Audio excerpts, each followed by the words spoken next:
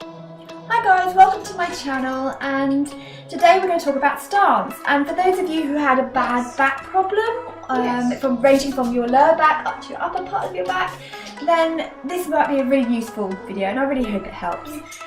So first of all, we need to talk about your base support. And what is that? Walking sticks. Maybe you might need a walking stick.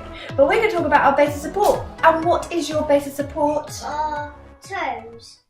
Our feet. Yes. These things right here. Yes. Yes, here.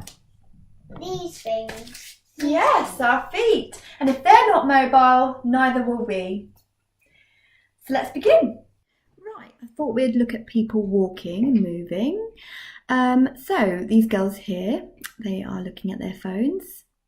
I can see a guy in the background there on his phone by the tree looking down, and also I can see his hips pushed forward there, so again he would have his weight to the back of the heel. I can see this lady pushing the pushchair. She's predominantly putting her weight on the left side, and so is that other lady with her phone. She's actually also got a bit of a hinge in her hip there. A lot of people tend to, they look almost struggled, and it looks like it's a lot of effort to move, and it really doesn't have to be that way.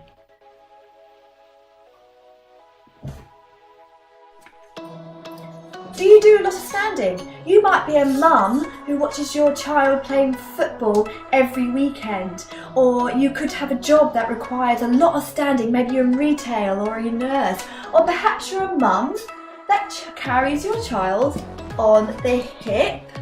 Something like this. I'll use you. Like this.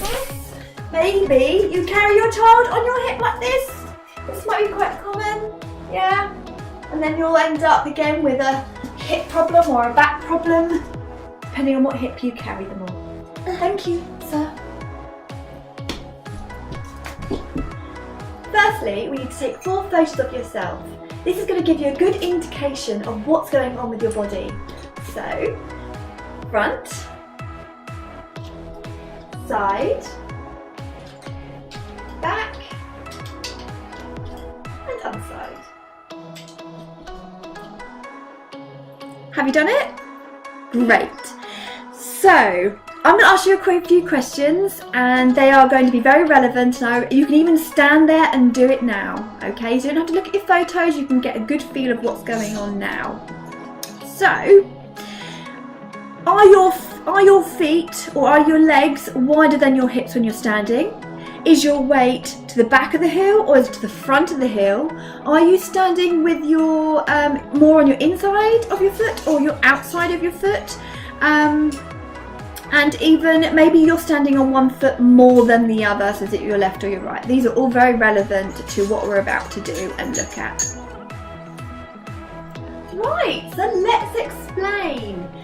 Majority of people put their weight to the back of the heel, okay? If you are one of those people, already you are putting an awful lot of strain on your lower back. So I'll show you from the side there. If I put my weight to the heel, okay, can you see what happens there? This is shortening my spine and lengthening my front. I need to place my weight more on the front of the foot so the toes are being used. Instantly, that lengthens my back and lengthens your front. You have bad back, or you have back problem or pain because of nerve endings. If you have a short spine by placing your weight on your heel, then your spine, all those nerves are being squished and shortened. We need to give them space so they can move freely and send signals to and from places. That's part one.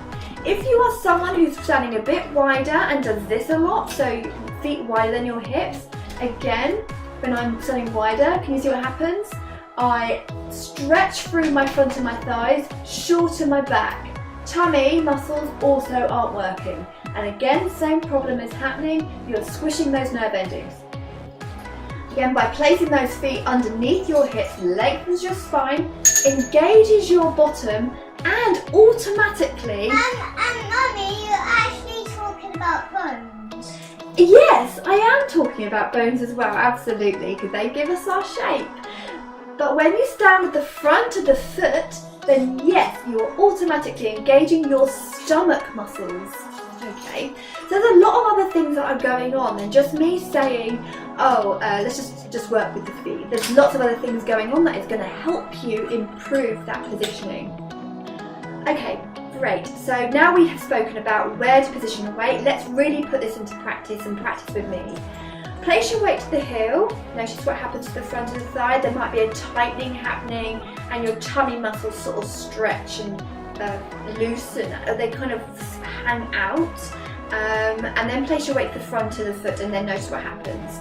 Even if it helps, place your hands on your bottom. And again, if I go back to the heel, I feel that the muscles in the bottom, the glute, just sort of soften and do nothing. If I place my weight to the front, they tighten.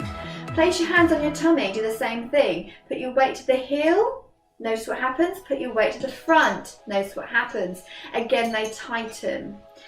This is just one of the tools I'm giving you. It's one simple tool.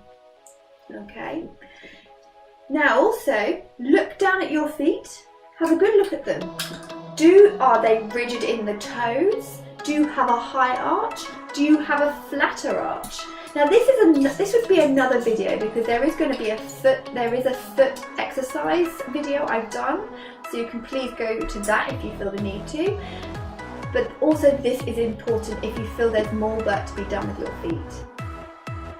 Feet are so important that if we don't address our feet, then it affects our walking, it affects our running, and it's a whole chain reaction. If we aren't mobile in our base of support, then how on earth are we going to be mobile in our knees, our hips, our back, our shoulders, our neck? It's a chain reaction. Thank you for watching, and I'll see you soon. Bye-bye.